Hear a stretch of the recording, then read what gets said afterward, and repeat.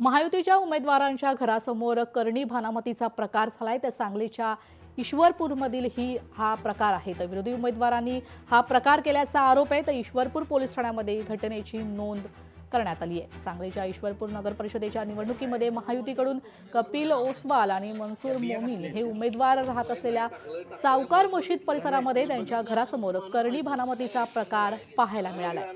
विरोधी उमेदवारांकडून हा प्रकार करण्यात आल्याचा आरोप महायुतीच्या उमेदवारांकडून करण्यात येतोय।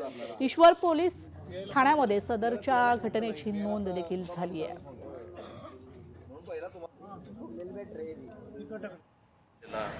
ते आमच्या निदर्शनास आल्यानंतर आम्ही ते सगळं साहित्य पोलिसांच्या समोर पोलिसांनी बोलवून त्याचा पंचनामा करून पोलिसांच्या ताब्यात दिलेला आहे। आणि एवढा घाणेरडा प्रकार करणे हे योग्य नाही। ज्या कोणी व्यक्तीने हे प्रकार केला आहे त्याला मी सांगू इच्छितो, असल्या प्रकारानं आमचं काय वाईट होणार नाही।